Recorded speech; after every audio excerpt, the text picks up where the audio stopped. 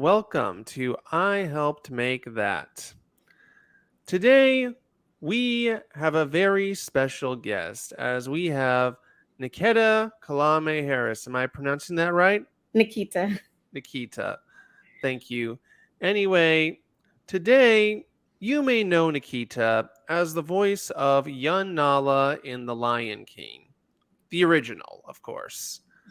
What you probably may not know is that before The Lion King, she was in the Chris Rock movie CB4, and we'll be talking about that instead. But before we do, let's get the anchor ad out of the way. So, have you ever wanted to create your own podcast, but you don't know how? Well, that's you, try Anchor today because Anchor is the easiest podcasting platform to use. All you do is sign up for an account, then you can create your podcast, post it on Apple Podcasts, Spotify, all those platforms. So, if you want to create your own podcast, try Anchor today. Thanks again for coming on, Nikita. Thanks for having me. You're welcome. Now, what made you want to become a child actress in the first place? Well, my mom used to always tell this story of when I was around 5 or 6 and I was in gymnastics, and they were getting a photographer to come over to do the shots for the program, and I was like not giving them anything, and it was about to be a wrap. The photographer was about to leave, like we're not gonna get these pictures. And she said she put a mic in my hand and I just like came to life, and I have the pictures to this day, and I'm just like all over the place. She was like, okay, so let's get out of gymnastics. We're gonna put her in like some acting and dance and singing and things like that. And I've been pretty much doing that ever since my mom found that out. Yeah. Now, CB4 was the first feature film you were on, but I think before that, you were actually in like some sort of dance video with like Uh, Hannah Bar. yeah, it was called Rapping and Rhyming. It was Hanna-Barbera, so Flintstones, Yogi Bear, and it was teaching kids how to read and write through music. So it was like rapping ABCs and rapping one, two, threes and Cinderella story and all things like that.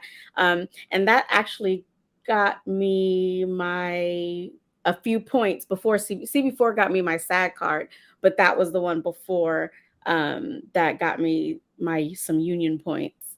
Um, and that was in I think 92, I think. Yeah. But then, of course, CB4 was your first feature film. So, what was it like auditioning for CB4?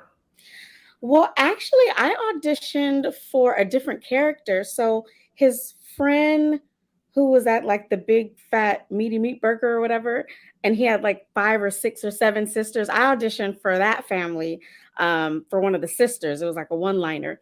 But I ended up looking so much like the mom and dad that they had cast in Chris Rock's family, to play Chris Rock's mom and dad, that they wrote that role in for me. And it started off with just the wacky D's in the house scene.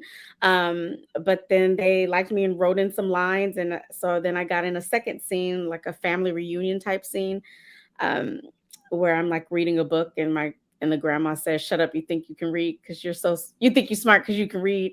Um, so one thing led to another, and yeah, I had 2 or 3 scenes in the film as Chris Rock's little sister, and Yeah, that actually got me my SAG card. yeah, and not only were you with Chris Rock, but you were also with LaWanda Page, who played Mm, your grandmother. yes. Um, but what was it like on set? Well, I mean, it was different because I was a child and I was only in those family scenes. So technically, we didn't even know that it was this huge, like R-rated, this R-rated film that I probably wouldn't have even got to go see. Um, And I just remember being on set, being in the trailer. The only time I really interacted outside of set was like lunch. I remember sitting next to Charlie Murphy, not even knowing that's like Eddie Murphy's brother or anything. Um, and that got to interact with them. And it was mostly just me and my mom, besides when I'm on the set. So it wasn't really until um, the premiere. It's funny because my mom, she had invited all the deacons and the ushers and everybody from church to come see the movie. And then we went when we went to the premiere, she was like, "Oh, okay, I gotta uninvite these people, just invite friends to see this." Yeah. Yeah, this is not at all the a church No, friendly movie. not at all. Yeah.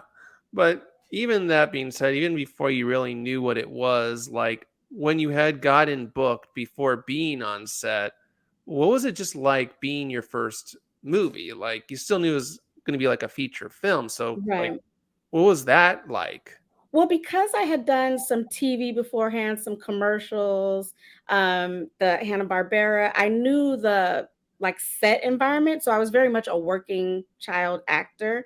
So that part was kind of just like business as usual. Like, okay, here's another booking, go to set and go home. And then you have school because you're a child. So like you're in school half the time with the studio teacher. Yeah, so it's kind of just like you're this little adult walking around, taking your marks, and then going back to your room to play with your mom or whoever's watching you. Yeah. So there were no nerves or anything like that because it wasn't my first time on set. Okay. All right. So then with all that being said, I'm guessing like you went to the premiere and saw the movie much younger, Yes. than you probably were supposed to. Yeah. So I guess that was exciting. I think my mom was like closing my eye, putting her hand over my eyes for like half the movie. I was 12 at the time. I think my play brother, who was also in the industry, came with me, and then I think we had one other person, and he's a little older. At that time he was still young. He was maybe 14, and I was 12. Um, but yeah, there was a lot of closing of the eyes, and I got to see my scenes. Well, your scenes are honestly probably the The least most family raunchy. friendly movie parts of the movie. Yeah, like there weren't really any like any curses, any nudity, No, no. anything All that all the bad. scenes with kids in them were fine. Yeah, but with that being said, for people who may not know what CB4 even is, because, well, it does have a cult following, I wouldn't really call it like this super well known movie. It is Well, like, in the African American community as well now. yes. Yeah, that's what I was about to say. Like, Mhm. for anyone else who may not have heard of it, it's a movie that satirizes sort of the rap R&B scene of the The early 90s. 90s. Yeah. And as someone who was 1 years old when that movie came out, I obviously wouldn't be paying attention to pop culture in general because I would have no idea what that even is at that time. Yeah. But at 12, you probably had a better understanding of 90s pop culture, in the moment.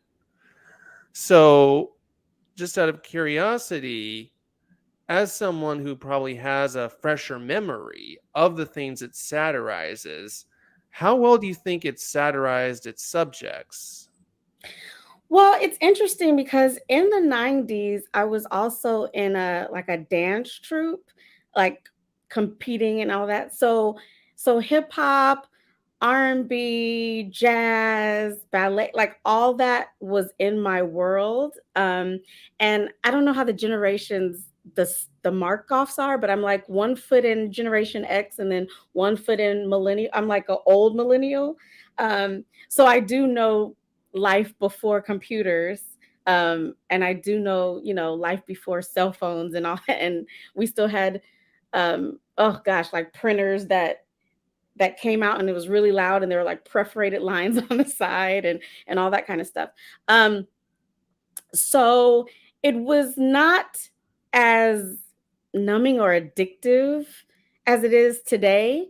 Like you knew people's phone numbers because you had to remember them to dial them, and you had to wait till you got home to call anybody. You had to be a person of your word because you couldn't just text and say, "Oh, I'm canceling," or "Oh, I can't make it." You'd have to like search and pull over and find a payphone to try to tell them that you're not coming. So you really had to be intentional about making your plans. And gosh, even trying to get somewhere, you'd have to like print out the directions or old school Thomas guide. And like, so auditioning back then was very different than just turning on Waze or MapQuest. So it was a very different world than like my daughter is growing up in. Yeah.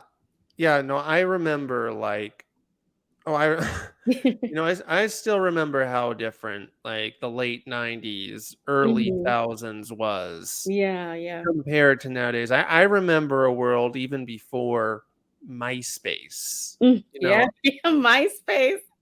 like Oh goodness. yeah, I remember when a world before DVR, you know. Laserdisc and VHS.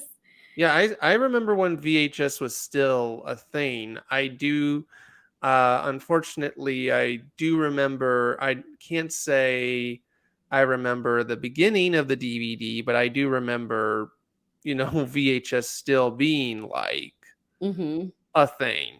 Yeah, yeah. And So going out to buy CDs and buy tapes of artists versus just streaming it for free. It was just a whole different interaction with artists and interaction with movie stars, and what was a star back then is totally different than now. yeah, honestly I remember when I used to go to Blockbuster every Yeah. Friday. Yeah, but with that being said, like, when did you find out that back to CB4, when Mhm. did you find out that it had gotten this cult following? I would say not until my adult years. Because like I said, back then it was kind of like business as usual. Like once it came out, it was like on to auditioning for the next thing and kind of out of sight, out of mind. So it wasn't really until maybe college or even after college where like even during Black History Month, nowadays on Instagram you see like a lot of people posting the Alan Payne scene where he's like, I'm black y'all and I'm black y'all and I'm bliggity black black black bliggity black. You see that everywhere now, during certain holidays, or popping up little memes and things like that from the movie. So kind of now is when I recognize it. Not back then, or even 5 or 10 years after I didn't realize. Yeah, like, just out of curiosity, has anyone ever recognized you from the movie? Not They usually recognize from Lion King and then do some searching and they're like, "Oh my god." Cuz the Wacky D is a pretty, like, I would say, like, famous part or oversaturized part of the movie too. And that was my scene, one of my scenes. So then they like recognize, but not just out walking in the street. Hey, weren't you Chris Rock's little sister? No, it's not like that. Yeah, actually there was another famous child actress who also was one of the sisters, Vanessa Lee Chester. Oh yeah, that I auditioned for that family. Yeah. Yeah. Yeah, and she ended up doing a little princess, and she was Jeff Goldblum's daughter in The Lost World.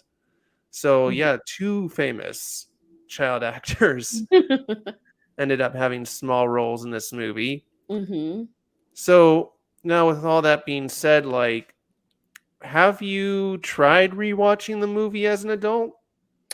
I actually haven't watched the whole film, as I want to say I have in college and maybe even grad school during my New York days. But no, the past maybe 5 to 8 years, I haven't seen it. It'd be interesting to sit down and just watch it with my husband and and see if there's probably all new jokes that, like, went over my head back then. Yeah. Yeah, I would say it's definitely definitely not a perfect movie, but but it can be very funny at times. Yeah, yeah. I mean, well, it's funny in that it's kind of exaggerating what actually really was going on. And, knowing Chris Rock and his humor, it is making commentary on a lot of different things with, the politicians who are trying to stomp out the music, but then his son is like buying all the music, and all the way to the video vixens and them that being their gateway to making money. Like, there's a lot of Chris Rock type of commentary on the culture, if you just really look beyond, like, the nudity and the cursing and all that. Yeah. Yeah. Yeah, I agree. I think it is at its best when it is a satire. Mhm. And I will say I think this is a perfect place to end it. Thank you so much, Nikita. Thanks for having me. Yeah. Anyway, before we leave, is there anything you'd like to plug? Sure. You can follow me on Instagram at Niketa Calame, and that has links to everything else. I also am a photographer as well as an actor, and I also coach young and upcoming actors. So hit me up on there. All right, great. Anyway, that was I Help Make That, and I'll see you all later. I'm black, y'all, and I'm black, y'all, and I'm blacker than black, and I'm black, y'all, and I'm black, y'all, and I'm black, y'all, and I'm blacker than black, and I'm black, y'all. I'm blickety black, blacker than black, black, I'm blacker than black, yo, because I'm black and I'm back. Yo, I'm black and I'm black, y'all, and I'm blacker than black, and I'm black, y'all, and I'm black.